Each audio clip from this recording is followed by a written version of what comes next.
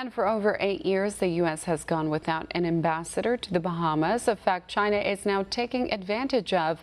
One America's Pearson Sharp explains how U.S. neglect for the island nation has given China a foothold on America's doorstep. Since 2011, the United States has gone without an ambassador to the Bahamas. The Caribbean island nation is small, with a population of only about 400,000, but it attracts a lot of U.S. tourism, and sitting just 50 miles off the coast of Florida, it's right in the middle of one of the busiest shipping lanes in the world. That fact hasn't gone unnoticed by the Chinese. China has set its sights on the Bahamas and has invested billions in building new infrastructure and industry across the country. New roads, new businesses, new hotels, and booming Chinese immigration has led to many businesses being staffed with more Chinese workers than local Bahamians. Reports show over 200,000 Chinese are illegally smuggled into the Caribbean every year to open up their own shops or work at Chinese businesses, with many sending their money back to China. Officials say these practices are crowding out small retailers, and by selling inferior goods and using Chinese workers for what amounts to slave labor, they're putting locals out of business. Chinese state banks are also putting up tens of millions of dollars for building projects like new ports and bridges, as well as a huge new Chinese embassy in the heart of downtown Nassau. The Chinese government even gifted a new national stadium to the Bahamas to the tune of $50 million.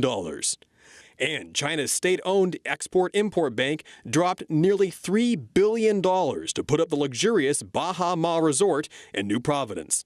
Thanks to investments like these, some analysts go as far as to say China now owns the Bahamas. These developments paint a grim picture for the future of one of America's closest neighbors. But what alternative does the Bahamas have? According to the Bahamian government, they simply can't afford to build huge projects like these on their own. So, with China stepping in and essentially colonizing the Bahamas, where does that leave the United States? Washington is choosing to remain on the sidelines as China swoops in to develop strategic real estate right on America's front door.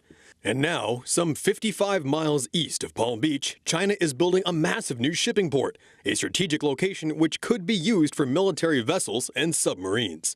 China already has a military presence in the Caribbean, occupying old Soviet bases in Cuba. But could Washington soon have to deal with the reality of Chinese warships off the coast of Florida? But China isn't the only reason the U.S. should be concerned. The Bahamas are also a major gateway for drugs, weapons, and illegal aliens coming into America. While Mexico comes to mind when many think of U.S. border security, the Bahamas just received a Tier 1 ranking from the State Department for human trafficking. And although the Bahamas historically has imported most of its trade goods from the U.S., such as agriculture, the country is beginning to turn to China to fill those demands, costing American companies their business. In 2017, President Trump nominated San Diego developer and veteran industrialist Doug Manchester for the role of U.S. ambassador to the Bahamas. Yet in the 2 years since then, Congress has stalled on his confirmation.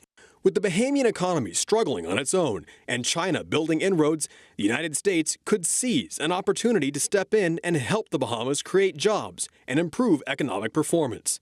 That's a role traditionally filled by an ambassador. While some consider the appointment a plum position, the alternative is leaving the post vacant while crime grows and China sinks its claws into the island unopposed. Reducing crime, fighting human and drug trafficking, as well as building infrastructure would not only benefit the Bahamas, but the safety and security of the United States as well.